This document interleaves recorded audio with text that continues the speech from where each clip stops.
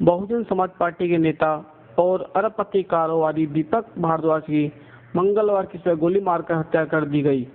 दिन दहाड़े गोली मारकर हत्या करने का यह दर्दनाक हादसा वाकई शर्मनाक है, लेकिन दीपक भारद्वाज की कामयाबी का सफर किसी रोमांचक यात्रा से कम नहीं है। दीपक भारद्वाज ने कारोबार का साम्राज्य अपनी मेहनत के बूते पर खड़ा किया था। दिल्ली गुड़गांव सीमा पर स्थित उनका फार्म हाउस नीतीश कुंज करोड़ों की संपत्ति बना एक मजबूत किला है। यह फार्म हाउस किसी 5 सितारा होटल से कम नहीं है। बड़े बड़े समारोह और दिग्गजों की शादियां इस फार्म हाउस में हुई हैं।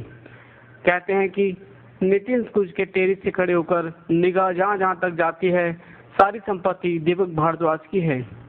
रियल एस्टेट कारोबारी को जमीन की खरीद फरोख्त सबसे बेहतर कारोबार लगा था, इसलिए वह अपनी पूंजी का अधिक से अधिक निवेश रियल एस्टेट में करते थे। दीपक भारद्वाज हरियाणा के सोनीपत जिले के रहने वाले थे। दिल्ली विश्वविद्यालय से पत्राचार के जरिए उन्होंने कॉमर्स में स्नातक किया था। पढ़ाई खत्म करने के बाद ही उन्हें दिल्ली सरकार के सेल्स टैक्स विभाग में स्टेनोग्राफर की नौकरी मिल गई थी। कुछ ही सालों में दीपक भारद्वाज को विश्वास हो गया था कि उनकी जिंदगी महज एक स्टेनोग्राफर तक महदूद नहीं रहेगी। नौकरी के 7 साल बाद उन्होंने ऑटोमोबाइल पार्ट्स का कारोबार शुरू किया था। हालांकि इस कारोबार में भी उनका मन नहीं लगा और उन्होंने कारोबार बंद कर दिया। ऑटोमोबाइल का कारोबार बंद करने के बाद दीपक भारद्वाज की जिंदगी में एक नया मोड़ ले लिया। उनकी दिलचस्पी रियल एस्टेट के कारोबार में बढ़ी। 1989 में वह रियल एस्टेट के कारोबार में पूंजी पूरी तरह से उतर गई। इसके बाद वह एक के बाद एक कीर्तिमान बनाते चले गए। सफलता के नए नए झंडे गाड़ रहे दीपक भारद्वाज ने दोबारा मुड़कर नहीं देखा।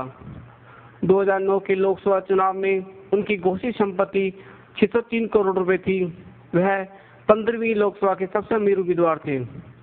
बतौर स्टेनोग्राफर अपना करियर शुरू करने वाले दीपक भारद्वाज देश के सबसे बड़े कारोबारी के तौर पर उभरे।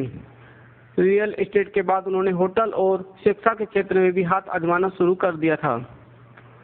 उन्होंने दिल्ली के द्वारका इलाके में एक बड़ा स्कूल शुरू किया था। हाल ही में उत्तराखंड के हरिद्वार में एक टाउनशिप शुरू की थी।